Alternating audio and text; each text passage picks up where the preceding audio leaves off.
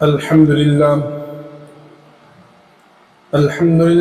نحمده ونستعينه ونستغفره ونؤمن به ونتوكل عليه ونعوذ بالله من شرور أنفسنا ومن سيئات أعمالنا من يهد الله فلا مضل له ومن يضلله فلا هادي له ونشهد أن لا إله إلا الله وحده لا شريك له ولا نظير له ولا معين له ولا مشير له ولا مثال له ولا مثل له ونشهد أن سيدنا وسندنا وشفيعنا وحبيبنا ومولانا محمدا عبده ورسوله أما بعد فقد قال الله تبارك وتعالى في القرآن المجيد والفرقان الحميد فأعوذ بالله من الشيطان الرجيم بسم الله الرحمن الرحيم يا أيها الذين آمنوا أطيعوا الله وأطيعوا الرسول وأولي الأمر منكم وعن النبي صلى الله عليه وسلم قال الطاعة حسبي أو كما قال عليه الصلاة والسلام. اور اس کے بعد شروع ہو ایک مرتبہ درود شریف پڑھیں. اللهم صل على سيدنا مولانا محمد وعلى آل سيدنا مولانا محمد وبارك وسلم كما تحب وترضى عدد ما تحب وترضى يا کریم. میرے محترم بزرگوں، دوستوں اور عزیز ساتھیوں، آقا مدنی جناب محمد مصطفیٰ صلی اللہ علیہ وسلم کی پیاری حدیث کی تشریح چل رہی ہے اور تقریباً 14 باتوں کا ذکر جو ہے پچھلے جمعوں کے اندر ہو چکا ہے. میں نے بتلایا تھا کہ حضرت علی رضی اللہ تعالیٰ عنہ کی روایت ہے، فرماتے کہ میں نے نبی اکرم صلی اللہ علیہ وسلم سے دریافت کیا کہ یا رسول اللہ، آپ کی سنت کیا ہے، آپ کا طریقہ کیا ہے؟ جس کے جواب میں نبی اکرم صلی اللہ علیہ وسلم نے چند چیزیں اور چند باتیں ارشاد فرمائیں جو بظاہر تو معمولی سی اور چھوٹی چھوٹی باتیں ہیں، لیکن اپنے اندر بڑے عجیب و غریب مضامین لیے ہوئے ہیں، جن کا ذکر جو ہے تقریباً پچھلے 14 جمعوں سے چل رہا ہے. آج اسی سلسلے کی 15ویں بات ہے، وہ یہ کہ آقا مدنی جناب محمد مصطفیٰ صلی اللہ علیہ وسلم نے ارشاد فرمایا الطاعت حسبی. طاعت کہتے ہیں کسی کا حکم ماننا، کسی کو بڑا سمجھ کر، بڑا مان کر اس کی باتوں پر عمل کرنا. اور حسب کہتے ہیں عزت کو. عزت عام طور پر 2 طریقے سے ملتی ہے. عزت جو ہے نسب کی وجہ سے ملتی ہے، جیسا کہ کوئی سید ہو تو نبی اکرم صلی اللہ علیہ وسلم کی نسبت کی وجہ سے، آپ سے تعلق کی وجہ سے ہم اس کو عزت دیتے ہیں کہ یہ سید خاندان کا ہے. اور کسی کی اچھی صفات کی وجہ سے، کسی کی اچھی عادت کی وجہ سے بھی عزت ملتی ہے. تو اللہ کے رسول صلی اللہ علیہ وسلم نے دنیا والوں کو یہ بتلا دیا، اور دنیا والوں کے ذہن جو بنے ہوئے ہیں وہ کیا بنے ہوئے کہ آج عام طور پر ہمارا یہ ذہن بنا ہوا ہے کہ عزت تفوق سے ملتی ہے، یعنی مال کی بڑھوتری ہو یا عہدے کی بڑھوتری ہو، کہ مال کسی کے پاس ہے تو وہ عزت والا ہے. اور یہ ہمارا ذہن بنا ہوا ہے. اگر ہمارے پاس یا ہمارے سامنے 2 لوگ ہیں، ایک وہ شخص ہے جو علم کے اعتبار سے بڑا ہے یا وہ دینی اعتبار سے بڑا ہے، تو ہمارے نزدیک اس کی خاص عزت نہیں ہے. اس کے مقابلے کے اندر اگر کسی شخص کے پاس مال ہے، وہ بڑا سیٹ ہے، یا کوئی حاکم وقت ہے، کوئی حکمراں ہے، یا کوئی چھوٹا سا عہدے دار ہے، ہمارے نزدیک اس کی بڑی عزت ہوتی ہے. عام طور پر ہمارے معاشرے کے اندر تو یہ ذہن بن چکا ہے کہ علماء ائمہ کی ہمارے نزدیک عزت ہی نہیں ہے. ایک معمولی سا نمازی ہو یا معمولی سا متولی ہو یا جاہل، عام طور پر آپ دیکھ لیجیے کہ اکثر و بیشتر مساجد کے جو متولی ہوتے ہیں وہ دین سے نابلد ہوتے ہیں، لیکن مال کی وجہ سے یا وہ بڑے عہدے پر ہے اس کی وجہ سے اس کو ٹرسٹی میں شامل کر لیا جاتا ہے اور وہی دین سے نا آشنا نا بلد جاہل شخص جو ہے ایک عالم کے اوپر حکمرانی کرتا ہے، ایک عالم کے اوپر حکم چلاتا ہے۔ اس لیے کہ آپ نے لطیفہ سنا ہوگا کہ ایک عالم صاحب جو ہے مسجد کے لیے جو ہے امامت کے لیے گئے، تو وہاں جو ہے مسجد کے متولی نے جو ہے ان کا انٹرویو لیا، سوالات وغیرہ کیے، اور پھر بعد میں ان عالم صاحب سے کہا کہ یہ بتلائیے کہ قیامت کی نشانی کیا ہے۔ تو ان عالم صاحب نے بڑا پیارا جواب دیا، انہوں نے کہا کہ قیامت کی سب سے بڑی نشانی یہ ہے کہ جاہل جو ہے علماء کی جو ہے انٹرویو لے رہا ہے، کہ جس کو خود کو دین کا پتہ نہیں ہے وہ علماء سے سوالات کرتا ہے، جن کے خود کے قرآن شریف صحیح نہیں ہے وہ علماء کے قرآن شریف سن کے دیکھتا ہے۔ تو یہ عام طور پر ہمارا ذہن بنا ہوا ہے۔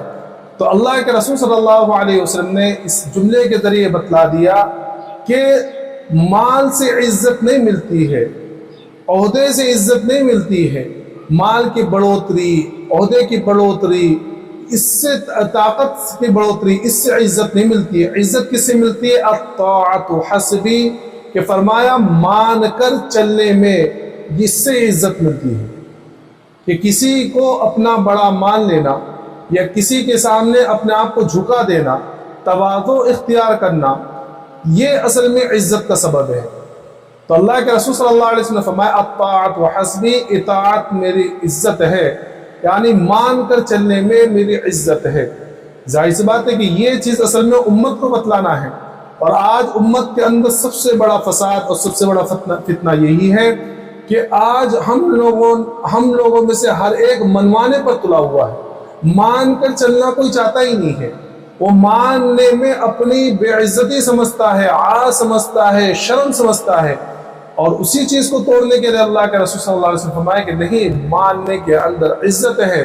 بظاہر اگر تمہیں لگ بھی رہا ہو کہ نہیں میں اگر فلاں کی مان کے چلوں گا تو اس میں میری بے عزتی ہوگی، نہیں، مان کر چلنے میں عزت ہے۔ اس لیے اللہ تبارک تعالیٰ نے ارشاد فرمایا یا ایھا الذین آمنوا اطیعوا اللہ واطیعوا الرسول واولی الامر منکم، کہ ایمان والو اللہ کی اطاعت کر کے چلو، اللہ کی مان کر چلو، واطیعوا الرسول، رسول صلی اللہ علیہ وسلم کی مان کر چلو، واولی الامر منکم، اور جو تم میں سے اولو الامر ہیں ان کی بھی مان کے چلو۔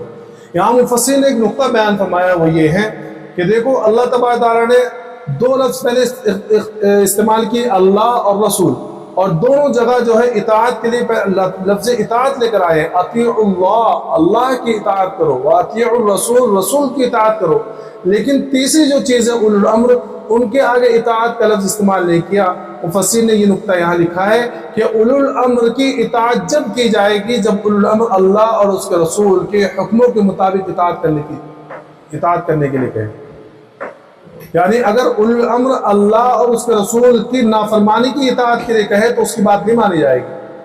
اولو الامر کے اندر دین کے لوگ بھی آتے ہیں کہ جو دینی اعتبار سے اولو الامر ہے، اس کے اندر کون ہے؟ یہ ہمارے علماء، ائمہ اور مفتیان کرام شامل ہیں، اور دنیا کے اعتبار سے بھی ہے کہ جو حاکم وقت ہیں، جو حکمراں ہیں، وہ اس کے اندر آتے ہیں، لیکن شرط یہی ہے کہ ان کی بات جب مانی جائے گی جب یہ لوگ اللہ اور اس رسول کے حکم کے مطابق اتباع کا حکم دیں۔ مثلا جیسے آج کل کے ہمارے زمانے کے اندر ہوتا ہے کہ جو بدعتی لوگ ہوتے ہیں یا جو مشرک یا شرک کرنے والے لوگ ہوتے ہیں، وہ یہ کہتے ہیں کہ بھئی ہمارے امام صاحب نے کہا ہے، یا ہمارے پیر صاحب نے کہا ہے، یا ہمارے عالم صاحب نے کہا ہے۔ تو یاد رکھیں کہ کل قیامت کے اندر یہ اللہ کے سامنے عذر نہیں ہوگا کہ ہمیں فلاں عالم صاحب نے کہا تھا بت پرستی کے لیے، فلاں عالم صاحب نے ہمیں قبر پرستی کے لیے کہا تھا، فلاں عالم صاحب نے ہمیں شرک کرنے کے لیے کہا تھا۔ یہ اللہ کے سامنے عذر نہیں ہوگا، کیونکہ اللہ نے ارشاد فرما دیا کہ اولو الامر کی اطاعت جب ہوگی جب وہ اللہ اور اس کے رسول کے طریقے کے مطابق تمہیں چلنے کا حکم دے۔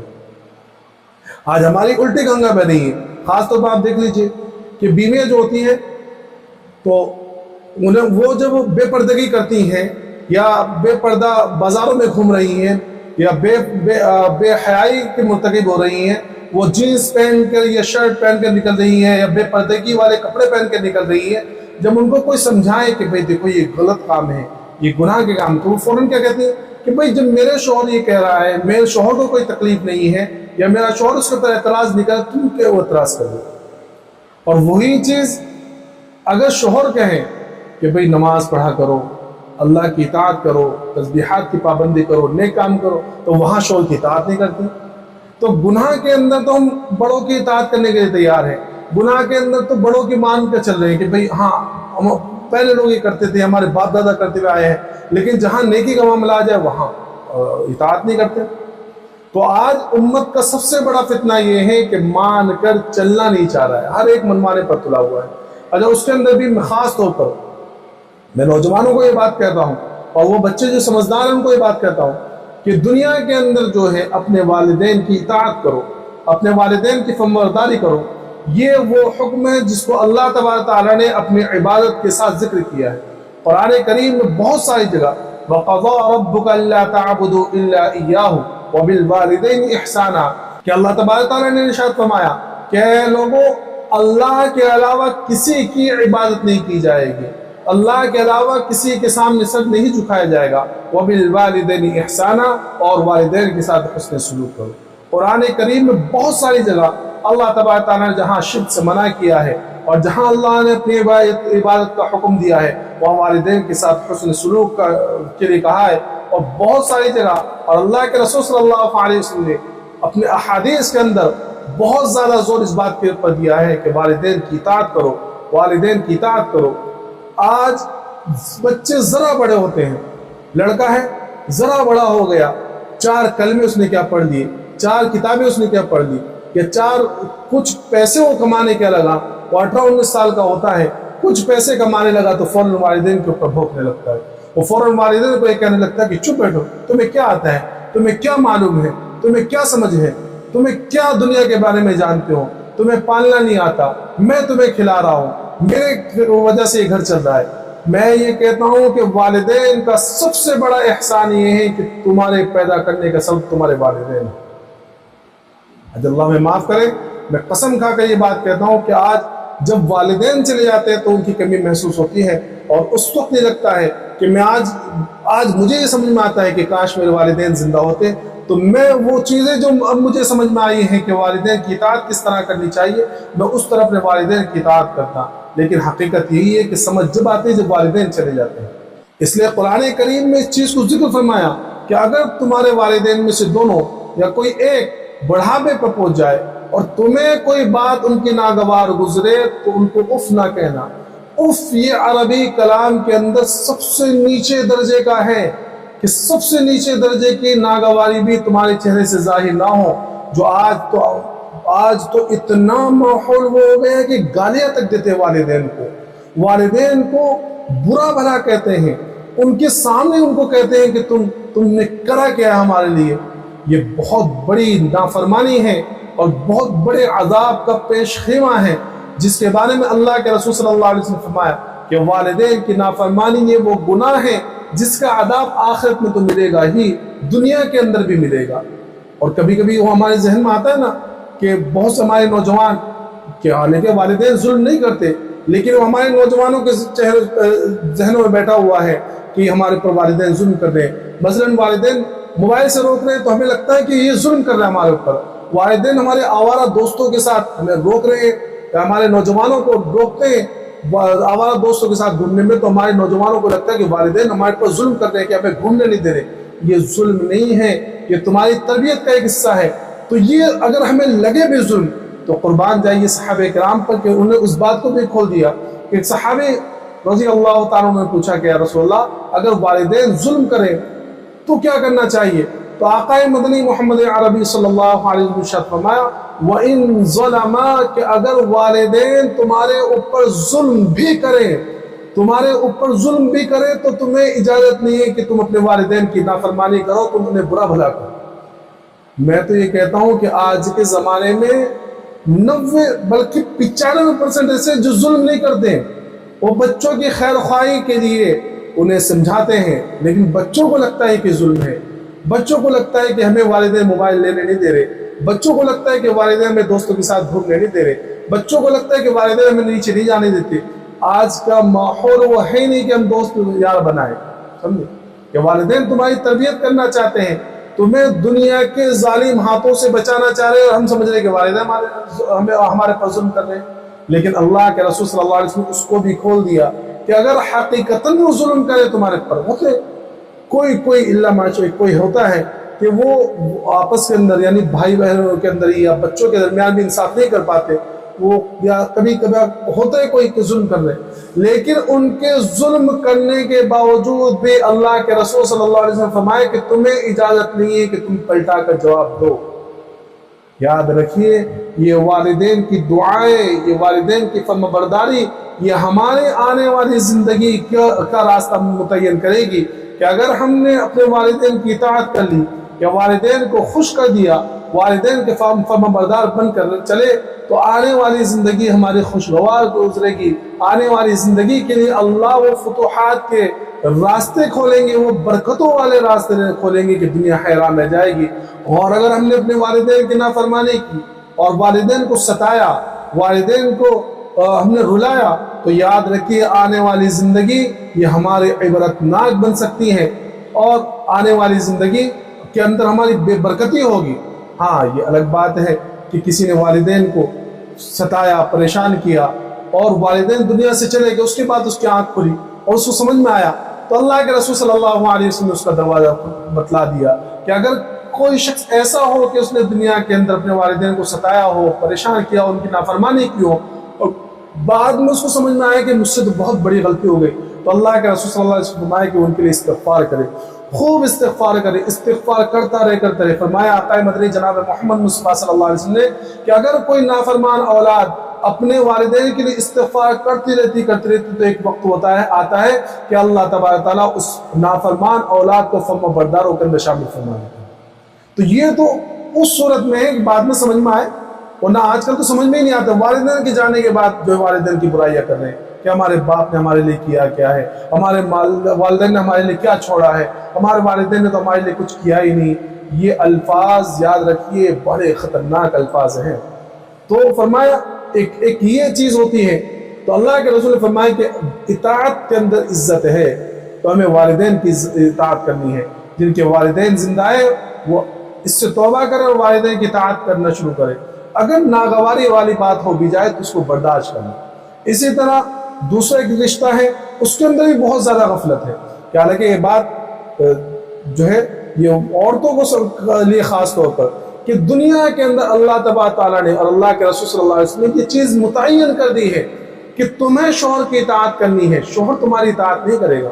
شوہر تمہارے حقوق ادا کرے گا، تمہارے حقوق ادا کرنا شوہر کا کام ہے، اور شوہر کی اطاعت کرنا تمہارا کام ہے۔ شوہر کی اطاعت کرنا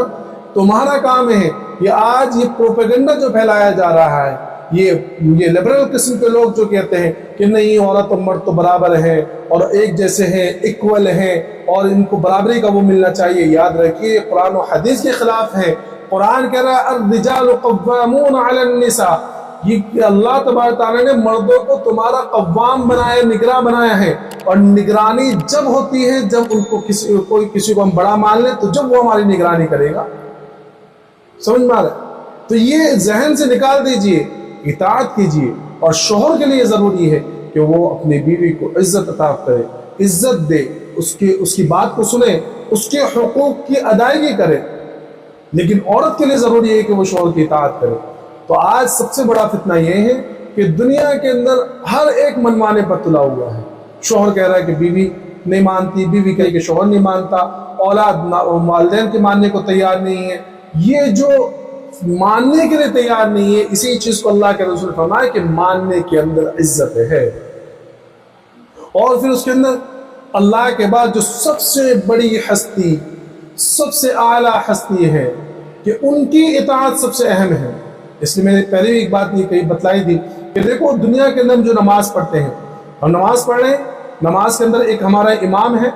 اگر وہ امام نماز پڑھا رہا ہے اور ہم اس کی اقتداء میں ہیں، اس کے مقتدی بنے ہوئے ہیں، تو اب ہمیں اختیار نہیں ہے۔ ہم یہ نہ سوچیں کہ مجھے تو قیام میں مزہ آ رہا ہے، امام صاحب رکوع کرتے تو کرنے دو، میں سجدے میں جا کے مل جاؤں گا، یا سجدے وہ امام صاحب 2 کر رہے ہیں، ہم سوچیں کہ سجدے میں مزہ آ رہا ہے، میں 4 سجدے کروں گا، تو یاد رکھیے تمہاری نماز کبھی نہیں ہوگی۔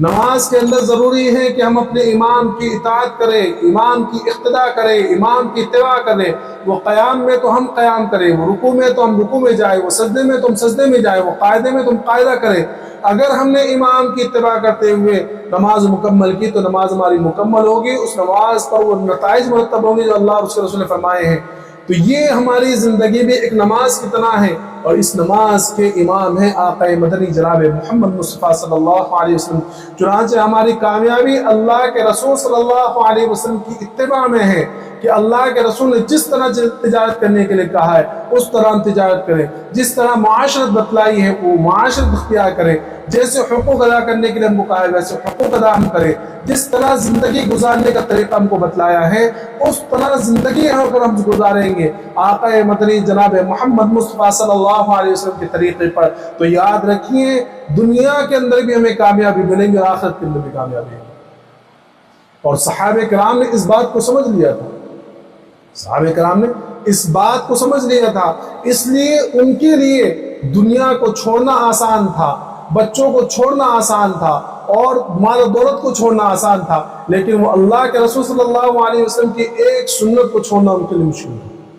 اس لیے حضرت حذیفہ ابن الیمان رضی اللہ تعالیٰ جب ایران گئے ہیں اور وہاں کے بڑے عمراء کے ساتھ ملے اور کھانے کا وقت قریب آیا اور جب کھانا کھانے لگے تو حضرت حذیفہ رضی اللہ تعالیٰ کے ہاتھ سے لقمہ گر گیا، تو اللہ کے رسول صلی اللہ علیہ وسلم کی سنت ہے اور اللہ کے رسول صلی اللہ علیہ وسلم نے بتلایا ہے کہ اگر لقمہ ہاتھ سے گر جائے اور وہ گندا نہ ہو تو اس لقمے کو اٹھا کر کھا لینا چاہیے، کیا پتہ اسی کے اندر برکت چھپی ہوئی ہو۔ تو حضرت حذیفہ رضی اللہ تعالیٰ عنہ لقمہ اٹھا کر کھانے لگے، بغل میں بیٹھے ہوئے کسی شخص نے کہا کہ حضرت یہاں کے لوگ گرے ہوئے لقمے کو اٹھا کر کھانا معیوب سمجھتے ہیں، یہ اس کو عیب سمجھتے ہیں۔ تو حضرت حذیفہ رضی اللہ تعالیٰ عنہ بڑا تاریخی پیارا جملہ کہا، فرمایا اترک السنت حبیبی لہؤلاء الحمقاء، کہ کیا میں ان بے وقوفوں کے لیے، ان بے وقوفوں کی وجہ سے اپنے پیارے حبیب صلی اللہ علیہ وسلم کی سنت کو چھوڑ دوں۔ یہ بتلا دیا دنیا والوں کو کہ اصل کامیابی جو ہے وہ اللہ کے رسول صلی اللہ علیہ وسلم کی سنت ہے۔ حضرت عثمان ابن عفان رضی اللہ عنہ صلح حدیبیہ کے موقع پر اللہ کے رسول صلی اللہ علیہ وسلم کے قاصد بن کر مکہ مکرمہ میں تشریف لے گئے، اور وہاں جب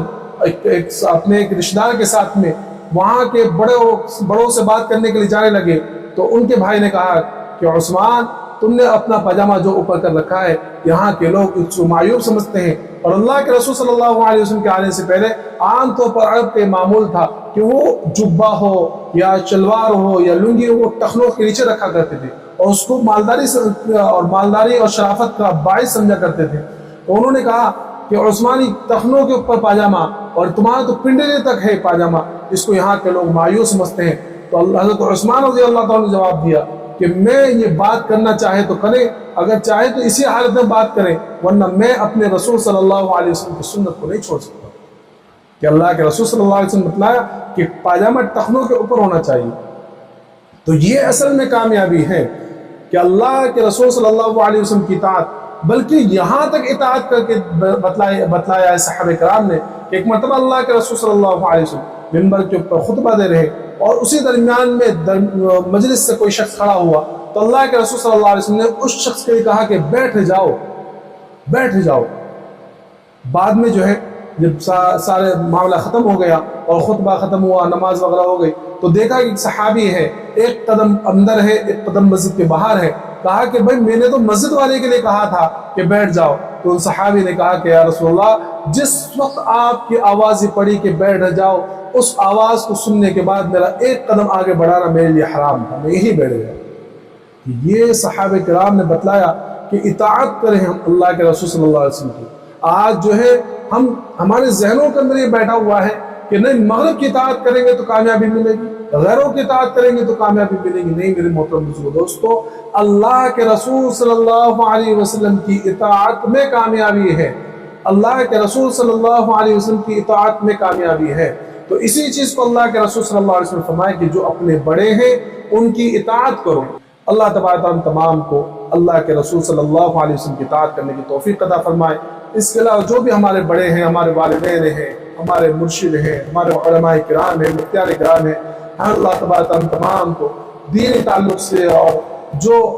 جائز امور کے اندر ان کی بھی اطاعت کرنے کی توفیق عطا فرمائے، اور خصوصی طور پر والدین کی اطاعت کرنے کی توفیق عطا فرمائے، اور جناب محمد مصطفیٰ صلی اللہ علیہ وسلم کی ایک ایک چیز کے اندر اتباع کرنے کی توفیق عطا فرمائے۔ وآخر دعوانا ان الحمد للہ۔